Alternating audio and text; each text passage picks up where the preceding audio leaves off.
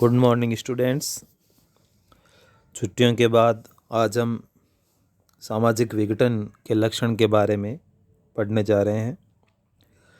सामाजिक विघटन की परिभाषा और अर्थ हमने पहले देख लिया था। इसके लक्षण निम्न प्रकार से हैं।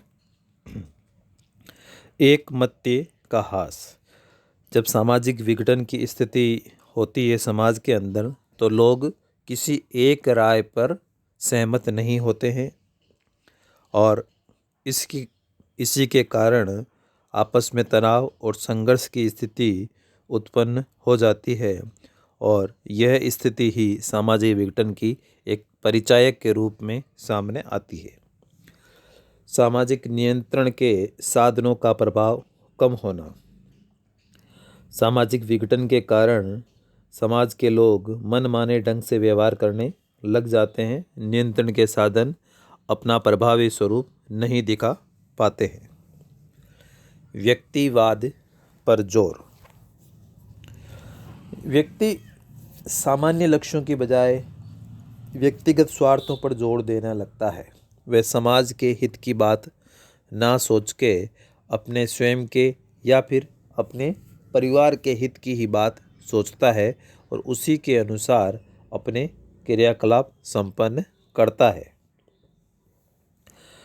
एक इसका लक्षण है सामूहिक आदर्शों का महत्व कम हो जाना।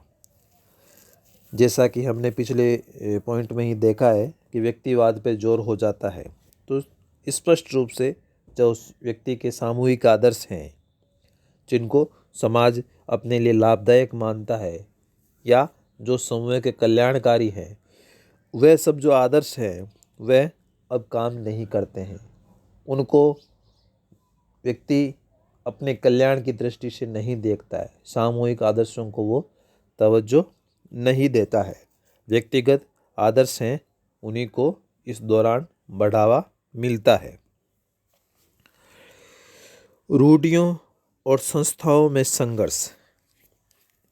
जब सामाजिक संस्थाएं सामाजिक परिवर्तन के फलस्वरूप बदल जाती है, परंतु उनसे संबंधित रूढ़ियाँ ज्यों की त्यों बनी रहती है और इन दोनों में संघर्ष शुरू हो जाता है।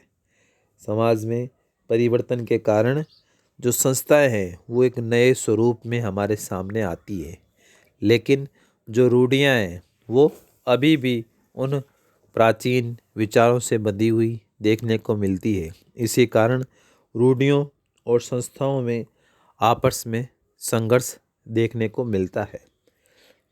इसको उदाहरण के रूप में हम समझ सकते हैं कि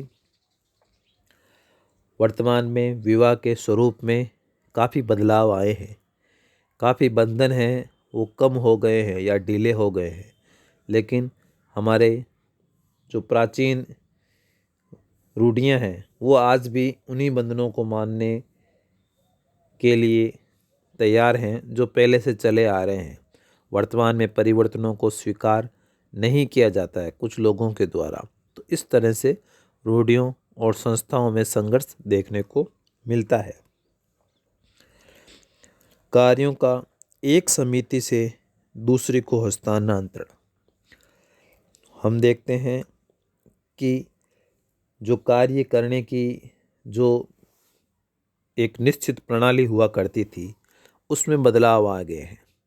अब विविधताएं हैं, छोटे छोटे कार्य अलग अलग लोगों को सौंपे जा रहे हैं और जो प्राचीन जो लगातार लंबे समय थे कुछ समितियां जुड़ी हुई थी कि भाई इस कार्य को करने के लिए ये समिति ही उपयुक्त है, आजकल ऐसा नहीं है। नवीन समितियों का निर्माण हो रहा है जो एक से अधिक कार्यों को एक साथ करने लगी है। परिस्थिति और भूमिका की अनिश्चितता, ये भी एक महत्वपूर्ण बिंदु है सामाजिक विघटन का।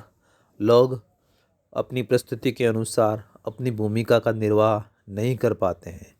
अपनी भूमिका का निर्वाह करना चाहते हैं, उनके पास समाज की दी हुई प्रदत्त परिस्थिति या अर्जित परिस्थिति नहीं होती है। इन दोनों के अंदर अनिश्चितता पाई जाने लगी है। सामाजिक परिवर्तन की गति भी इस दौरान काफ़ी तेज हो जाती है। ये